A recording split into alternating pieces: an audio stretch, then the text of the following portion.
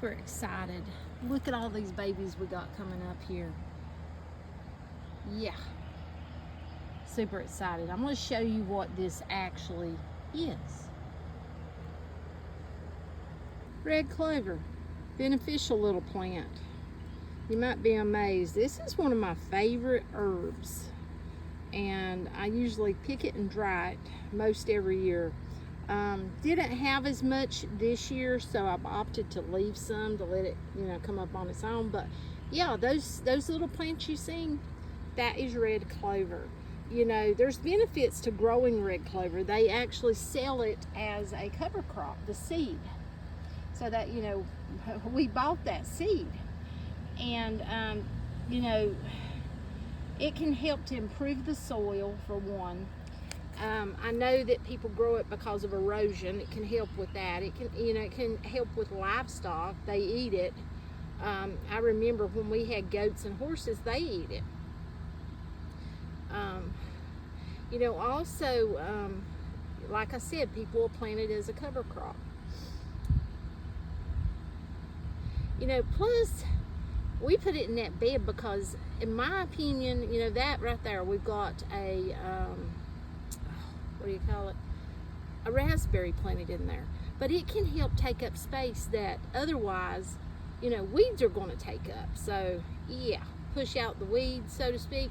Not to mention it's pollinator friendly, so they benefit from it as well. The pollinators do.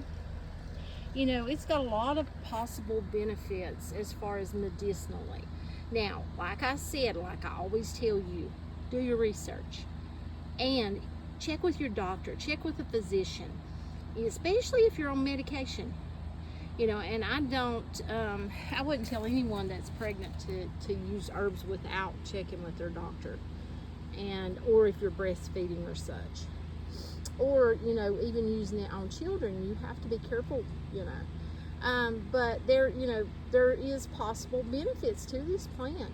It's been said that it could possibly help with bone health, hormone health, like menopause, and the way that your, oh my goodness, what's it called? Your hormones go wild and such. I know that it can help with skin. It can help with, possibly. Now, I'm not going to say for sure because not all herbs work the same for everyone. Hair. Yeah, hair. Just, you look up things on your own and, do your research. Other possible benefits, heart health, asthma, respiratory relief. People used to use it. They would make tinctures and use it. There's been cough syrup that's been made out of it. You have to think about what the people used to do. You know what I'm saying? What they used to do. You can use it as a tea. Weight loss, it could possibly help that. I also, remember people talking about it possibly being a blood cleanser. And then, could help with fertility. It helps with hormones possibly. So, yeah.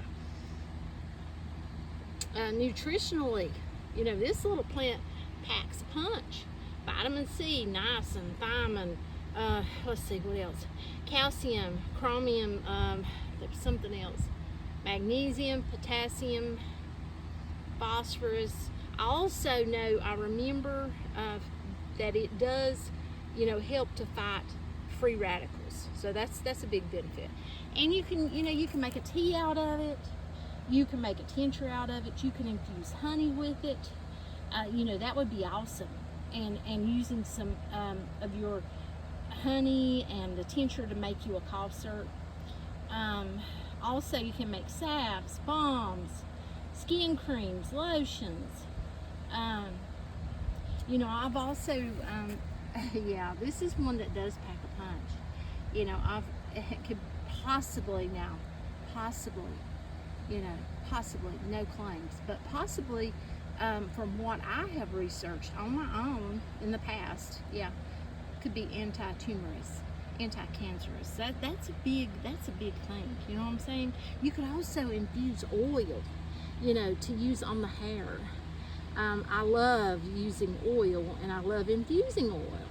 So, Yeah, this is something else of a plant, red clover. So, do your research, speak with your physician.